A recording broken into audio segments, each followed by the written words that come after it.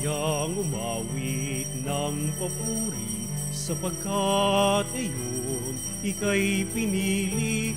Isang bayan, isang lipi, isang Diyos, isang hari, bayang umawit ng papuri.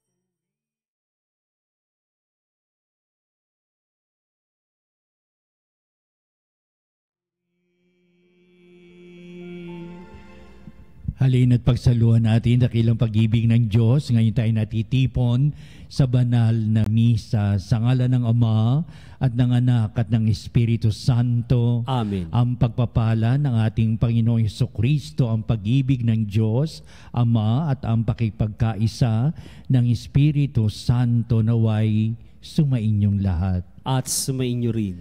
Ano ang panukatan ng pananampalataya? Tigiba ang ating paniniwala sa Diyos na talagang anuman ang dinaraing natin ay pagkakalob sa atin, dala ng ating maigting na pananampalataya. Yan ang ating pagsisikapan ngayong pagnilayan sa aral ng mabuting balita upang tayo maging marapat na gumanap sa pagdiriwang na ito'y aminin natin ang ating mga pagkukulang, humingi tayo sa Diyos ng kanyang awa at patawad. Inaamin ko sa makapangyarihang Diyos at sa inyo mga kapatid na lubha akong nagkasala sa isip, salita at sa gawa at sa aking pagkukulang, kaya isinasamo ko sa mahal na Birheng Maria, sa lahat ng mga anghel at mga banal, at sa inyo mga kapatid na ako'y ipanalangin sa Panginoong ating Diyos. Kaawan tayo ng makapangyarihang Diyos, patawarin tayo sa ating mga kasalanan at patnubayan tayo sa buhay na walang hanggan. Amen. Panginoon, kaawaan mo kami. Panginoon, kaawaan mo kami. Kristo, kaawaan mo kami. Kristo, kaawaan mo kami. Panginoon, kaawaan mo kami. Panginoon, kaawaan mo kami. Manalangin tayo. Ama naming makapangyarihan, ipagkaloob mong kami makasamba sa iyo ng may loobing taimtim na totoo at kami rinawang magmahal sa aming kapwa-tao na may damdaming ibinubunsod ng iyong Espiritu sa pamamagitan ni Jesucristo kasama ng Espiritu Santo magpa sa walang hanggan. Amen. Pagbasa mula sa ikalawang aklat ni Samuel. Noong mga araw na iyon, natagpuan ng ilang kawal ni David si Absalom. Nakita nila itong nakasakay sa mola at pagdaraan sa ilalim ng isang malaking puno ng ensina. Nasabit ang ulo nito sa mga sanga. Siya'y napabitin at naiwan ng mola. Isa sa mga nakakita nito ang nagsabi kay Joab, "Nakita ko si Absalom na nakabitin sa puno ng ensina." Pumili si Joab ng 3 sibat at isa-isang itinusok sa dibdib ni Absalom na nooy buhay pang nakabitin sa puno.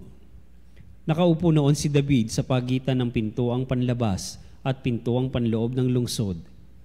Umakyat naman sa bantayan ng muog ang isang taliba. Pagtanaw niya'y may nakita siyang isang lalaking tumatakbong palapit. Tinawag niya ang pansin ng hari tungkol sa kanyang nakita. Wika ng hari, "Kung nag-iisa pihong may dalang mabuting balita." Sinabi sa kanya ng hari, "Diyan ka muna tumayo sa isang tabi." At gayon nga ang ginawa ni Ahiamas. Dumating naman ang kusita at ganito ang sabi, "Mabuting balita, inyo kamahalan. Ngayong araw na ito'y iniligtas kayo ng Panginoon sa lahat ng nagimagsik laban sa inyo." "Kumusta si Absalom?" tanong ng hari. "Sana'y sapitin ng lahat ng kaaway ng hari at lahat ng naghahangad manakit sa inyo ang sinapit ni Absalom." Sa balitang ito'y naginagpis ang hari. Umakyat siya sa isang silid sa itaas ng pintuan ng lungsod at nanangis ng gayon na lamang. Wika niya, "Absalom, Absalom, anak ko, bakit kaya hindi pa ako, sa halip na ikaw ang namatay?" Ang nagbalita kay Joab, na ang hari nananangis at nagluluksa sa pagkamatay ni Absalom. Kaya't nauwi sa pagluluksa ang tagumpay ng hukbo. Nabalitaan ng mga tao na labis na dinamdam ng hari ang nangyari sa kanyang anak.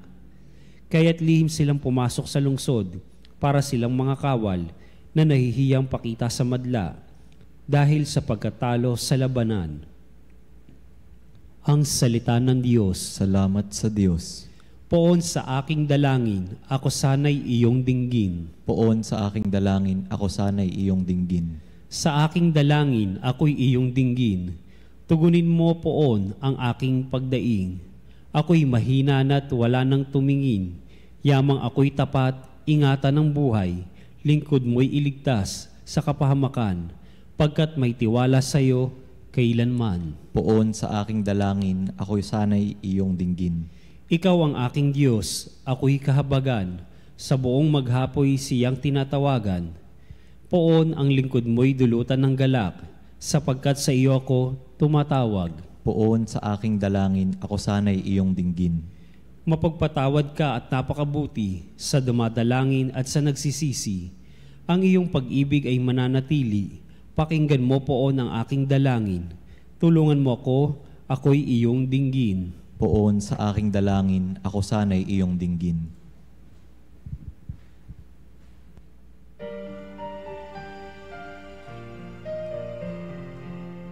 Hallelujah, hallelujah. Hallelujah, hallelujah. Hallelujah. Hallelujah. Hallelujah, hallelujah. Inako ni Jesucristo ang sakit ng mga tao upang matubos niya tayo. Hallelujah, Hallelujah, Hallelujah, Hallelujah, Hallelujah, Hallelujah, Hallelujah,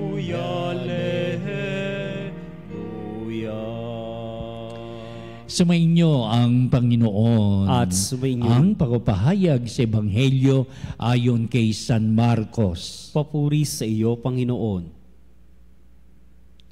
Noong panong yon, muling tumawid si Jesus sa ibayo ng lawa ng Galilea, nakasakay sa bangka. Nasa baybay pa siya ng lawa ay pinagkalipunpunan na siya ng maraming tao. Dumating ang isang lalaking nangangalang Jairo, isang tagapamahala ng sinagoga. Pagkakita kay Jesus, siya'y nagpatira pa sa kanyang paanan at ang samo. Ago buhay po ang anak kong dalagita. Kung maaari, sumama kayo sa akin at ipatong ninyo sa kanya ang inyong kamay upang siya'y gumaling at mabuhay.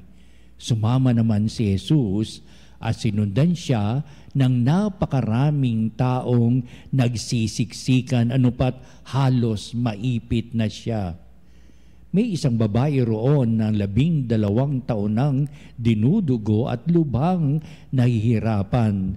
Marami ng manggagamot ang tumingin sa kanya at naubos na ang sa kapapagamot ang kanyang ari-arian, ngunit hindi siya napabuti kahit kaunti, bagkus ay lalong lumuba.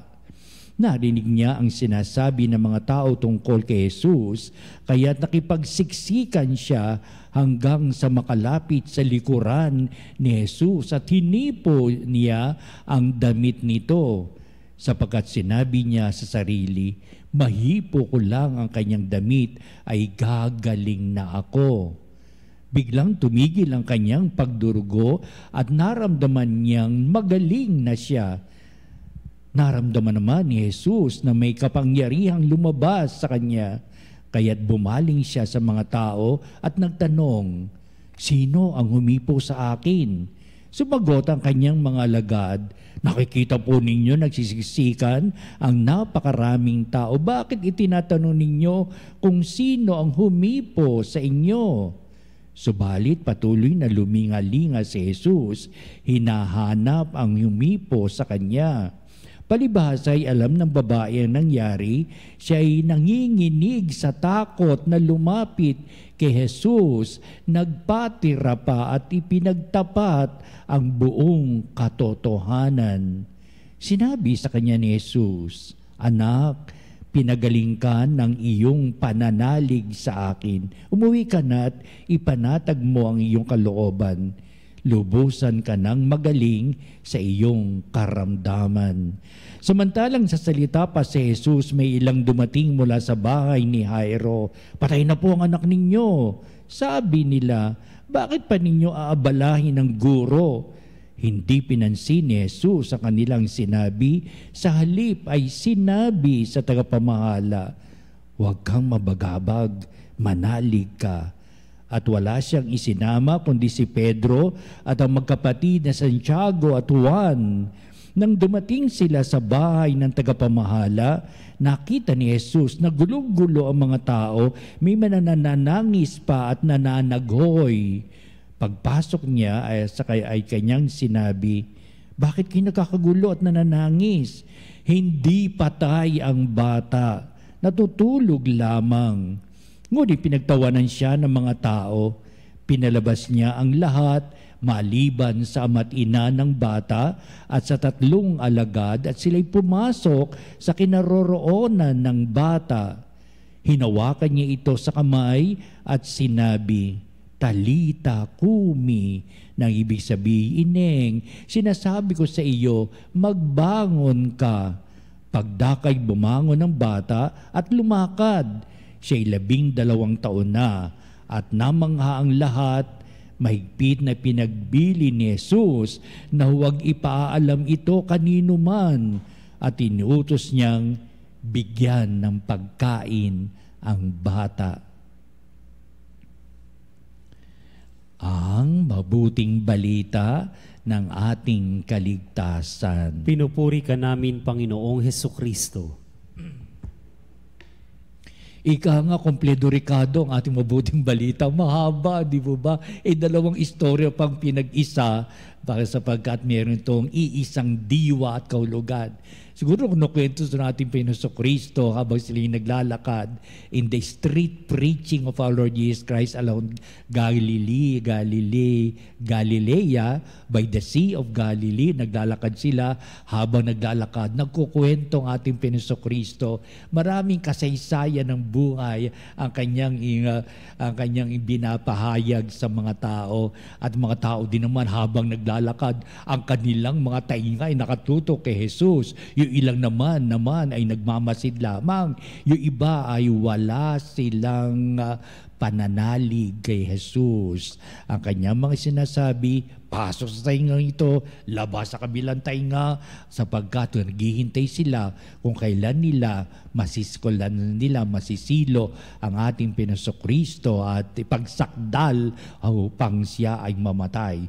Ayan, ibig sabihin, kompleto Ricardo tayo. Bakit? Talagang hinimay ang kasaysayan na hindi ka maliligaw kundi ninais mo pang sumulong, basahin sapagkat may dating ang ating mabuting balita na kinukwento sa atin sa panulat ni San Marcos. Pero dito pa rin ang makikita natin ang pinakatampok na ibig ipahatid sa atin ng ating Panginoon. Number 1, ang ating Panginoon ay nakatunghay sa mga tao. Oo nga't nananampalataya, may katanungan siya sa kanyang sarili, gaano na ang iyong pananampalataya? Kung sa ating lengguwahe nito, at the count of 10, the highest is 10. Nasaan ang pananampalataya mo? 5, 6, 7, o even 10, di ba? Upang sabihin, ayon, ang tinatapakay natin Panginoon, gasino na o gaano na ang iyong pananampalataya sa Diyos. Alam ba ninyo, nasusukat ang pananampalataya ito sa mga maigting na pangailangan?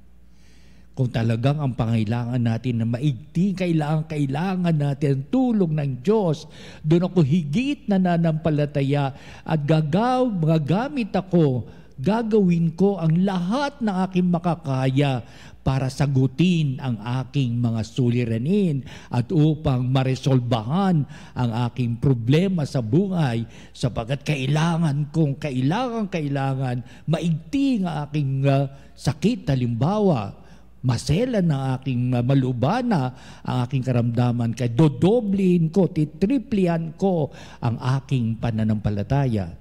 Pero kung maganda naman ang daloy ng buhay, may pananampalataya ka na din naman, pero hindi ganun kasidi na talagang kailangan mo ang Diyos sa buhay na ito.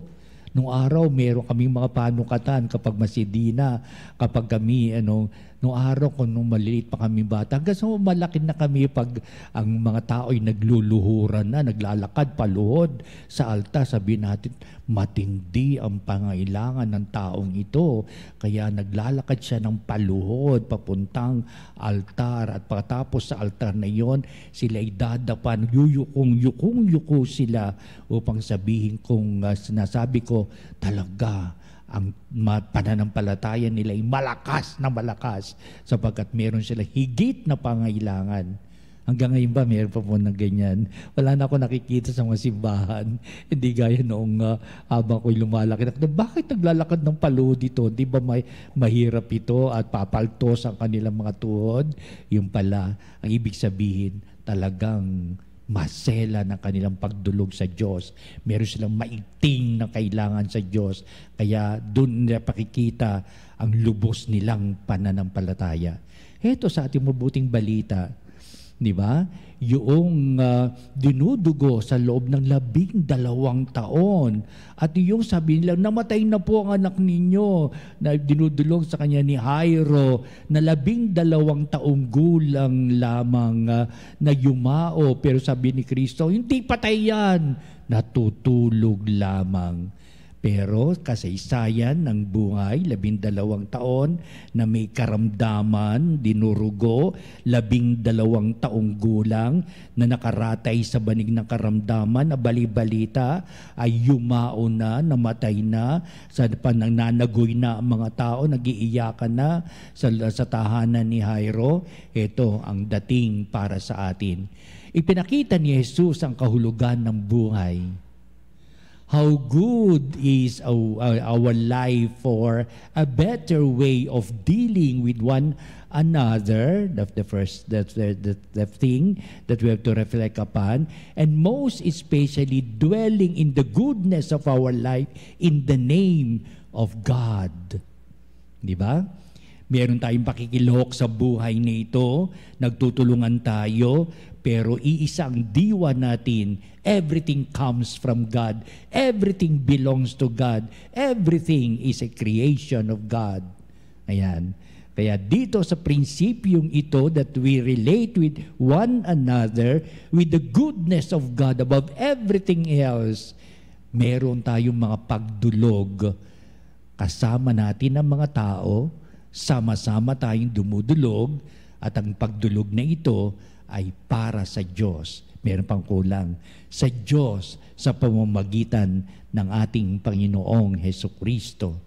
Kaya, sasabihin na meron siyang sasabihin ng may karamdaman sa loob na 12 taong dinudugo, mahipo ko lamang ang damit o laylayan ng taong itong ako'y nananalig sa kanya, na igagawad niya sa akin ang kagalingan. Kaya nakipagsiksikan siya sa mga tao nung marating niya malapit na siya sa ating Panginoong Kristo. Sabi niya, kahit laylayan ng damit ay aking hahawakan, para sa gayon ay gumaling na ako sa aking karamdamang 12 taon ko nang iniinda. Hirap na ako sa aking abang kalalagayan. At nung mahipo niya ang ating Panginoong Kristo ng kanyang laylayan ng kanyang damit, ay doon siya nakaramdam ng kagalingan. instantaneously. May mga ganung mga bagay. Ako naka-enkwentro ng ganyang talagang, wow, how good the Lord is. Instantaneous healing of the person sapagkat maigting ang kanilang pananalig. Napupuspos sila ng pagpapala ng Diyos. At sa maraming pagkakataon, maraming bagay, isa ang kanilang pinahalagahan.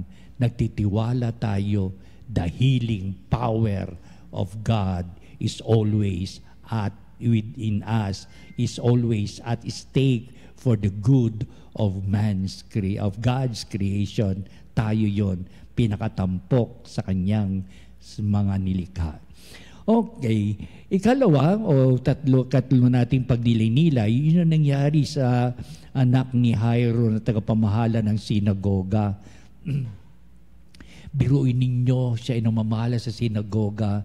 Ang kanyang interes ay pakinggan ang mga Pariseo at Iskriba. Ang interes nila ay sundin ang mga panukalan ng mga Pariseo at Iskriba. Pero unti-unti niyang nakikilala si Kristo, nakalalaman niya kung ano ang layunin ni Kristo, ano ang ibig sabihin ng paghahari ni Kristo. Kaya hindi na siya nagdalawang isip pa sa kanyang nababalitaan sino si Jesus na nabibilang sa ganitong sambayanang mananampalataya. Sino itong si Jesus na maraming himalang nagagawa? Sino ito si Jesus na kapag dumulog ka, ipagkakaloob ang paghilom? Kaya hindi siya nagatubili sapagkat isang tatay na talaga nagmamahal sa kanyang anak at ayaw ang anak ay mapariwara o kaya ay mamatay. Kaya sumugod siya sa ating Panginoong Kristo. Nakiusap na nagpatira pa kay Jesus at pinakiusap na sumama si Jesus upang gumaling ang kanyang anak sa kanyang mabigat na karamdaman. Ang tugon ni Kristo, halika, sige, punta tayo. Yan ang gusto ni Kristo talagang wala kang hindi na magdadalawang isip ka pa o magdadalawang kahilingan ka instantaneously. There is an answer of God to all our queries in life. Ito yung madalas ko sinasabi, di ba? Dinirinig ng Diyos ang ating panalangin at meron talagang kasagutan yan, instantaneous response of God to all our queries and petitions in life. Kaya madalas pinapayo ko, dugtungan ninyo, o Panginoon, Diyos ko na talagang may kasagutan na para sa inyo ang aking mga ibig makamit sa buhay. Pero hindi ko pa alam kung ano ang sagot mo. Di ba? Hindi ko pa alam. Kaya kung malaman ko naman sana kaagad, minsan matagal bago natin ito na pala yung sagot ni Lord. Hindi ko alam na ako'y dumudulog sa Kanya. Bigyan mo po ako ng konting panahon, di ba? Nang talagang ang kasagutan ay makita ko ng lubusan. Di ba? Ang maganda dito ay tinitingnan natin ang mga pangyayari sa ating kapaligiran na dito natin makikita ang solusyon ng ating problema. O baka ang solusyon sa problema ay tayo na mismo. Ikaw ang problema. Ikaw ang magbibigay ng solusyon sa problemang ginagawa mo. O kaya hindi pa natin nakikita ang matuwid na pamumuhay na dapat nating ganapin sapagkat nananaig tayo sa ating mga makasariling isipan at buhay, nananaig pa rin ang ating maling kaisipan sa buhay na ito. Kaya pinababayaan tayo ng Diyos. May sagot na. Kaya lamang it takes time for us to decipher and to know the will of God in all our queries and all our petitions to Him. At mahalaga, ito ang pinakatampok sa ating buting balita na si San Marcos ay sumusulat nito, pananampalataya. Ito ang ibig na hubugin pa sa buhay ng mga Hudyo. Bagamat sila'y nananampalataya, pero kulang pa, sapagkat kulang pa ang kanilang pakikinig sa ating Panginoong si Jesucristo. Kulang pa ang kanilang paniniwala kay Kristo, bagamat nangangaral si Kristo sa kanilang kapaligiran. nananampalataya sila kay Yahweh. Oo, sa lahat ng kanilang mga natatanggap nilang mga aral kapag sila'y nasa sinagoga, nangangaral itong mga Pariseo, tinutuwid ang kanilang malang dandasin o sa mga rituals na kanilang ginagawa. Pero sa ating Kristo, kulang na kulang pa ang pananampalataya. Bakit? Ang pananampalataya hindi lamang sa naririnig, ang pananampalataya may kalakip na pagsasabuhay ng magagandang naririnig sa mga aral ng ating Panginoong Jesucristo. It's just a matter of knowing, it's just a matter of believing, but it's a matter also of acting upon what or where you believe in, what you believe in sa mga aral ni Kristo, sa kanyang mga panukala sa buhay, sa kanyang mga himala, sa kanyang mga tagubilin, sa naging misyon ni Kristo tungkol sa paghahari ng Diyos. What is faith after all if it does not say something of our actions to be done and the way we act upon this faith? Ano na ang hulugan ng pananampalataya? Kung tinatanggap natin ang aral mabuting balita at hindi naman tayo nahuhubog sa tamang landas na inilalandas ng pananampalataya. Pananampalataya sa salita at sa gawa ang ibig na hubukin ng ating Kristo. Kanyang mga aral nagpapamulat sa atin sa maraming katotohanan. It has to be put into action. At nang sa gayon, tulad ni Kristo, salita at sa gawa, ay na may kapangyarihan. Yan ang kapangyarihan ibig natin na makamit kapangyarihan ni Kristo sa salita at sa gawa. Yan din ang kapangyarihan para sa atin sa salita at sa gawa. Makikita natin kung paano tayo kumikilala sa Diyos. Tinatanggap natin ng Diyos. Pinapahalagahan ng Diyos. Naway manatili ito para sa ating habang buhay. Nawa ito ay magiging lakas natin upang ating makita ang buhay na pagpapala ng Diyos ngayon, bukas, at magpasawalang hanggan. Amen.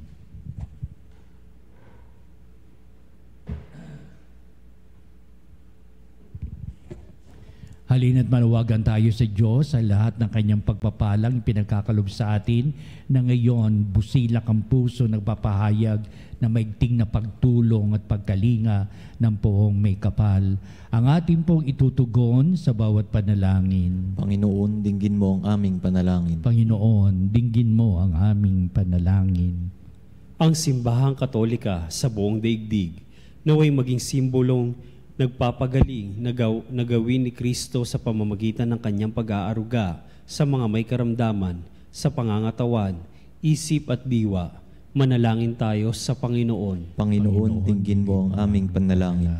Tayong lahat naway makilahok at makiisa sa mga nagnanais na mapanatili ang kalusugan at kalinisan ng ating kapaligiran. Manalangin tayo sa Panginoon. Panginoon, dinggin mo ang aming panalangin. Ang mga doktor at ang mga nurse at yaong mga nag-aalaga ng mga may sakit, naway maipakita nila ang habag at kahinahunan ni Kristo sa pangangalaga, lalo na sa mga maliliit nating mga kapatid. Manalangin tayo sa Panginoon. Panginoon, dinggin mo ang aming panalangin.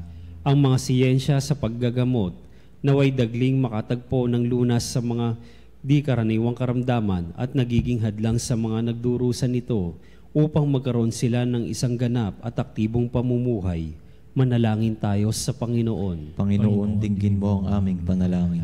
Ang mga nagluluksa sa kamatayan ng kanilang anak, naway makatagpo ng kasiyahan sa pamamagitan ng kanilang pananampalataya sa habag ng aming mananakop.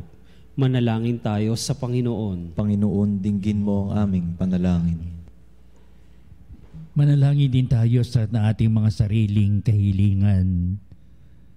Itaas natin ang mga ito sa lahat ng pagpapala ng Diyos na maigting ang ating pananampalataya at puspos tayo ng mga biyaya upang sabihin ang lahat ng ito'y pagkakalob sa atin ng Diyos upang ating dinggin ang sanyalta at upang ganapin ang mga salitang ito sa ating mga pang-araw-araw na buhay bilang sangkap sa kahulugan nitong ating pananampalataya.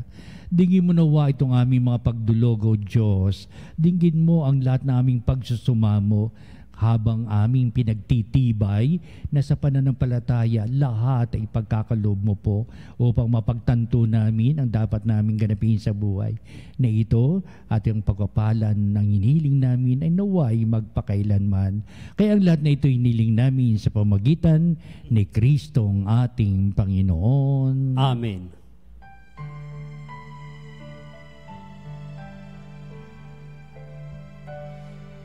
Ang aming iaalay sa iyo, Panginoon, ahang bunga ng ating pinagpaguran. Ahang aming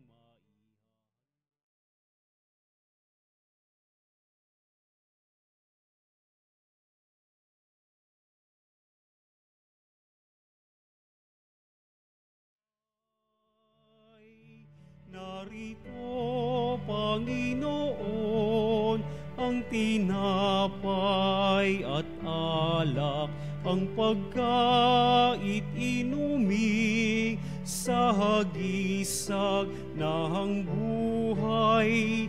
Tanggapin mo at iyong basbasan.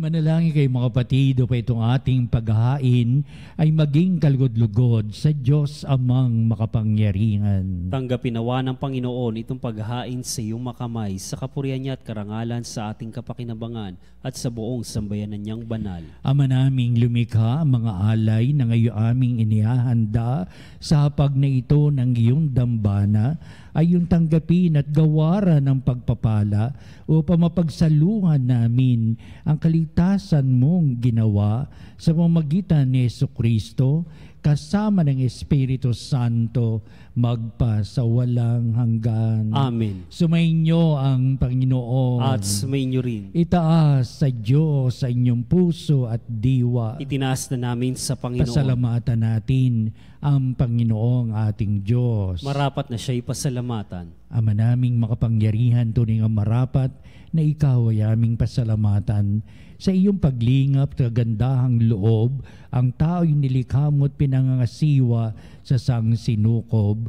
Sangad mong siya'y iwastong lubos, siya'y pinagdusa mo sa kanyang pagtalikod, sa iyong paggiliw yung pinahintulot na makabalik siya sa pamamagitan ni Kristo Jesus.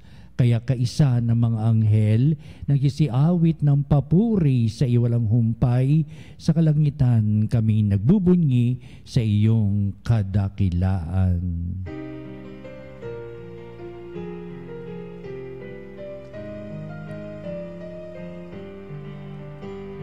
Santo, Santo, Santo, Panginoong Diyos na makapangyarihan, napupuno ang langit at lupa ng kalwalhatian mo. O sana,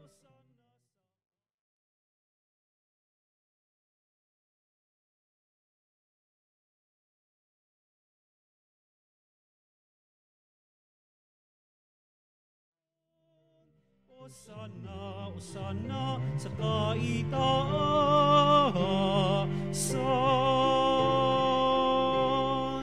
Ama naming banal, ikaw ang bukal ng tanang kabanalan, kaya't sa pamagitan ng Espiritu mong banal, ang mga kaloob na ito upang para sa amin ay maging katawan at dugo ng aming Panginoong Hesukristo. Bago niya pinagtiis ang kusang loob na maging handog, hinawakan niyang tinapay, pinasalamatan kanya, pinagati-hati niya yon, iniabot sa kanyang mga lagad at sinabi, "Tagapin niyong lahat ito at kanin, ito ang aking katawan na ihahandog para sa inyo."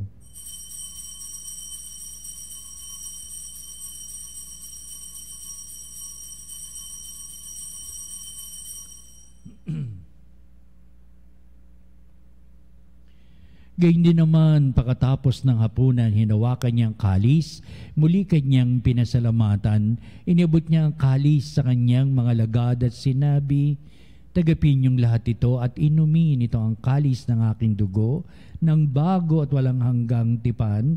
Ang aking dugo ay bubuhos para sa inyo at para sa lahat sa ikapagpapatawad ng mga kasalanan. Gawin ninyo ito sa pag-alaala sa akin."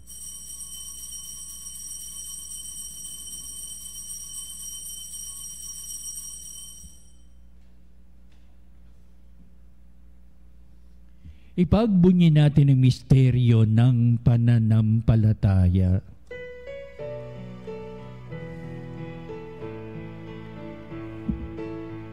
Si Kristo'y namatay, si Kristo'y nabuhay, si Kristo'y babalik sa wakas ng panahon.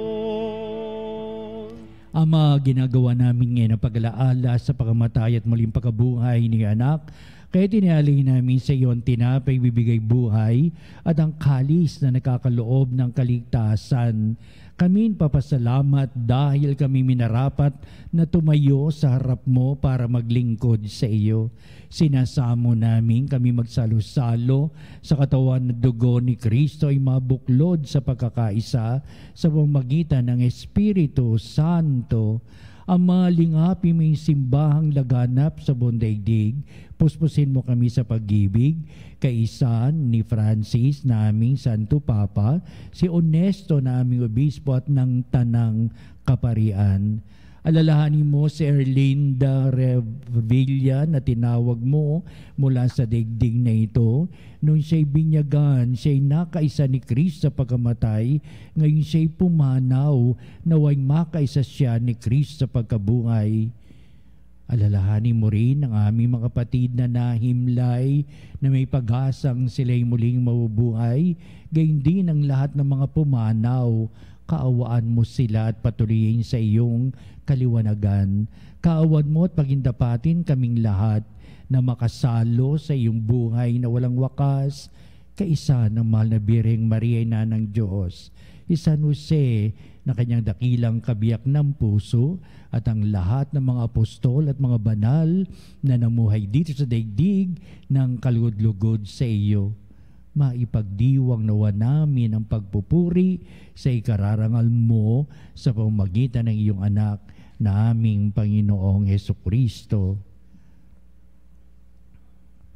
Sa pamamagitan ni Kristo, kasama niya at sa Kanya, ang lahat ng parangal at papuri ay sa iyo, Diyos Amang makapangyarihan, kasama ng Espiritu Santo, magpa sa walang hanggan. Amen. Amen. Amen.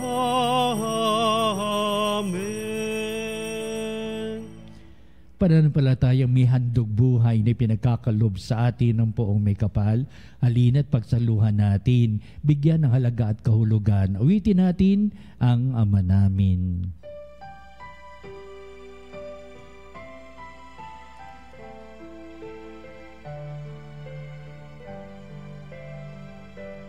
Ama namin, sumasalangit ka, sambahin ang ngalan mo, mapasa amin ang kaharian mo.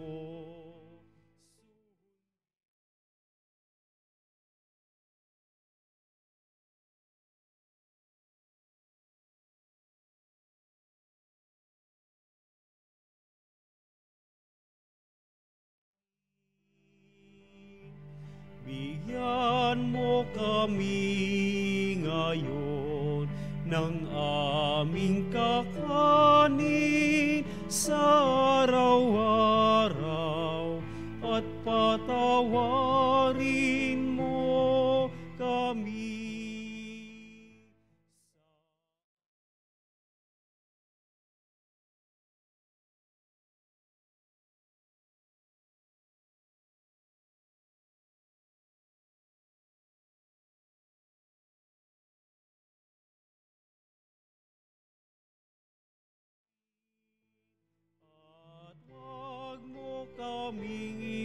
ipahintulot sa tukso at yadya mo kami sa lahat ng masama.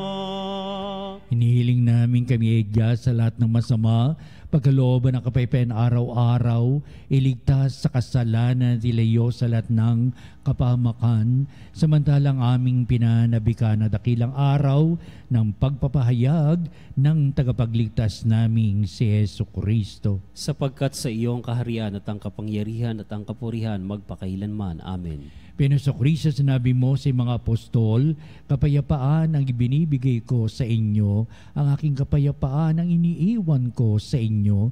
Tungayan mo ang aming pananampalataya at huwag ang aming mga pagkakasala.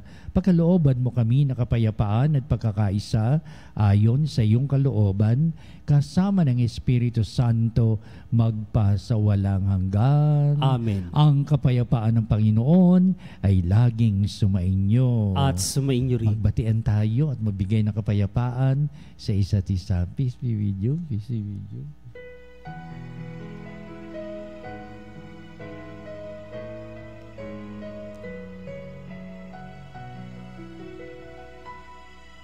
Kordero ng Diyos na nag-aalis ng mga kasalanan ng mundo, maawa ka sa amin.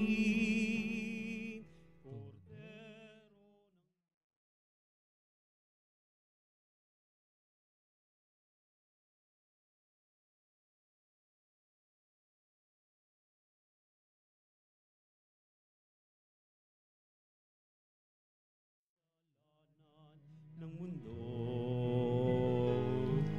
maawa ka sa amin. Kordero ng Diyos, maawa ka.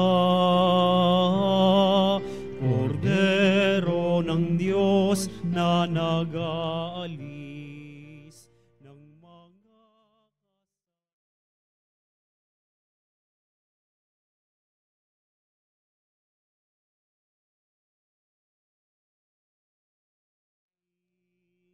ang kapayapaan.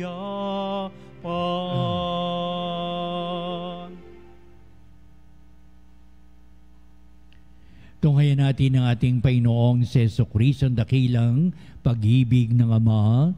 Siya na nag-aalis ng mga kasalanan ng sanglibutan, mapalad ang matinatawag sa piging ng kordero. Panginoon, hindi ako karapat-dapat na magpatuloy sa iyo, ngunit sa isang salita mo lamang ay gagaling na ako.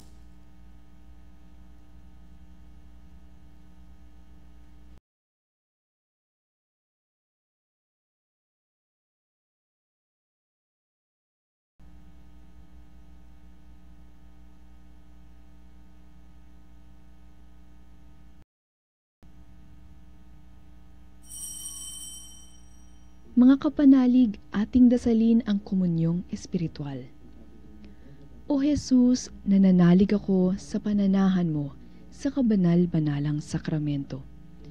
Minamahal kita higit sa lahat at hangad ka ng aking kaluluwa. Hindi ko man matatanggap ngayon ang iyong katawan at dugo, inaasahan ko na patuloy kang mamumuhay sa aking puso. Naniniwala ako na narito ka at kaisa ka ng aking buong pagkatao. Huwag mong ipahintulot na mawalay ako sa iyo. Amen. Panalangin sa mahal na Birhen ng Candelaria. O Maria, tagapagdala ng liwanag, sa iyong sinapupunan nilalang si Kristo. Liwanag ng mundo.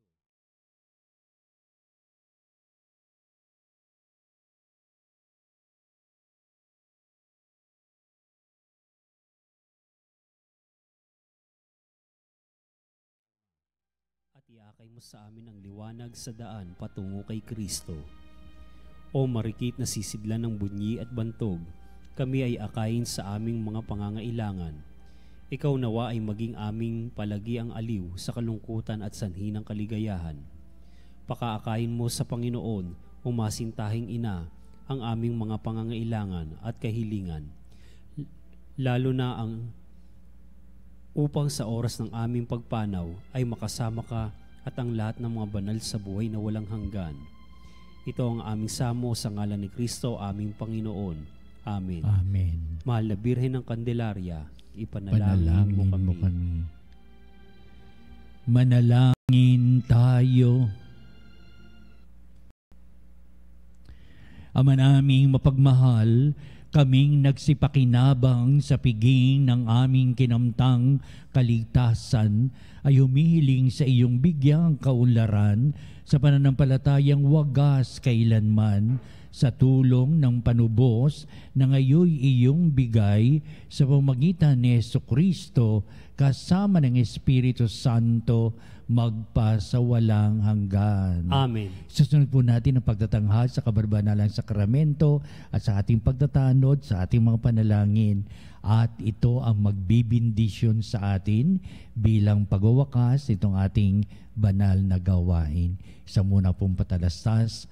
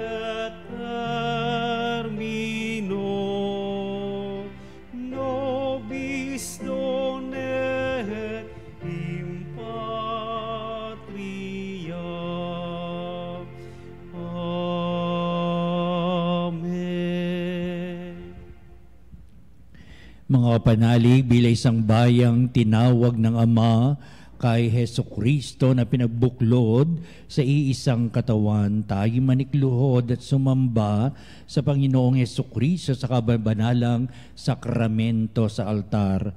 Sa sandaling ito ng ating pagpupuri at pagsamba sa banal na sakramento, alalahanin natin ang ating mga kapanalig na kasama natin ngayon nakikinig at nakasubaybay sa ating himpilan.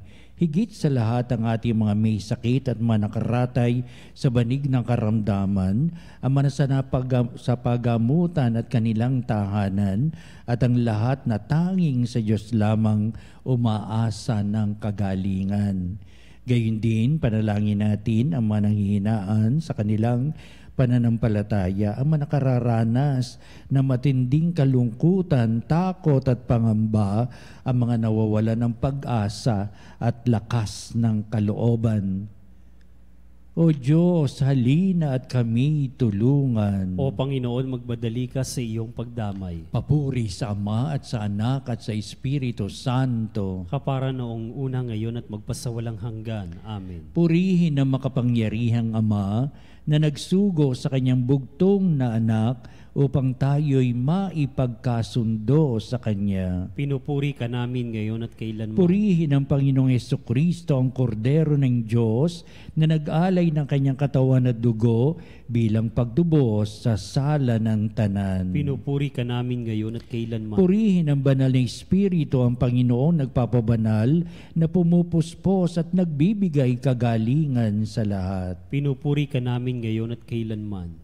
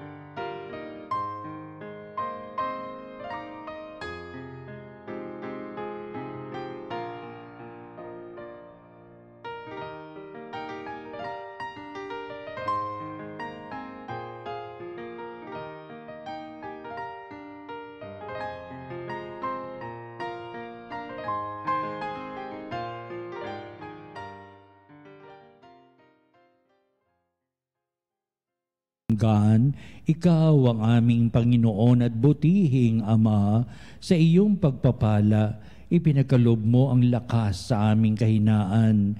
Tunghayan mo po ng may kagandahang kalooban ang iyong mga lingkod na may sakit at karamdaman, ang mga nababalisa at nawawala ng pag-asa, ang manatatakot at nalulumbay, at ang mga may matitinding suliraning taglay at pinagdaraan ng hirap sa buhay, at ang mga nasa bingit ng kamatayan.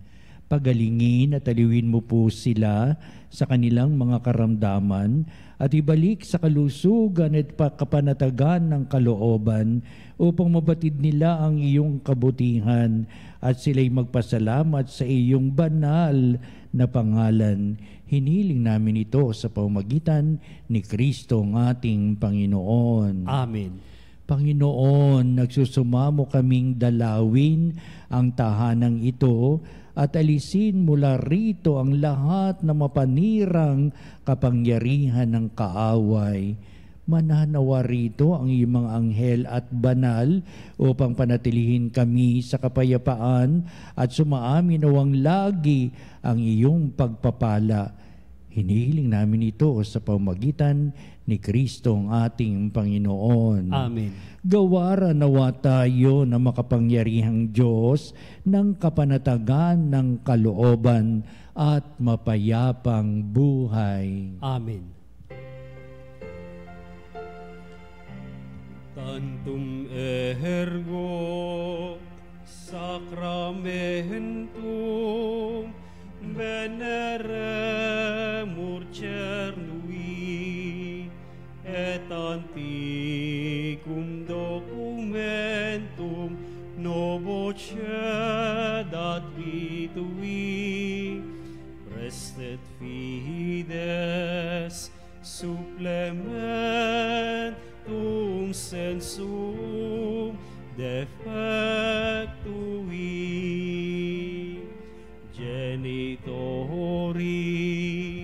genitoque lauset jubilatio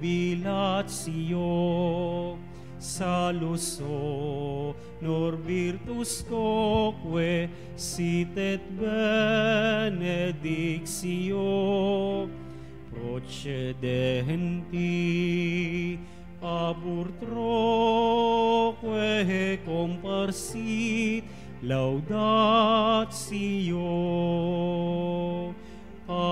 Amen. Amen. Panem de cielo, prestis Dieis. Omne delectamentum in se habente. Oremus. Deus, qui nobis sub sacramento mirabili, passiones tui memoriam reliquisti, tribue quesimus, et nos corporis et sanguinis, tui sacra mysteria venerari, ut redemptiones tui fructum in nobis iudicer sensiamus, qui vives et reinas in saecula saeculorum. Amen.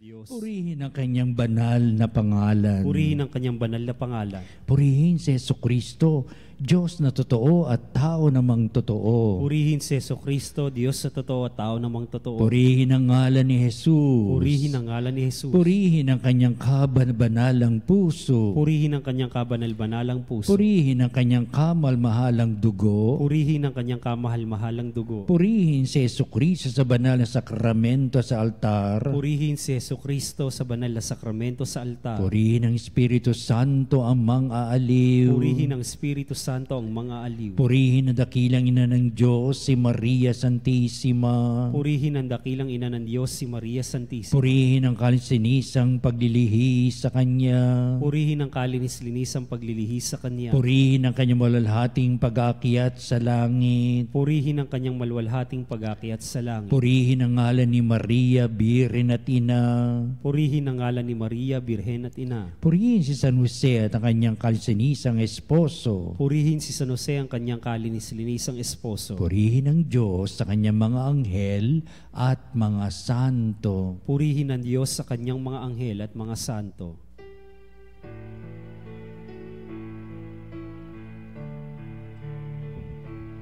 O Sacrament most holy, O Sacrament divine,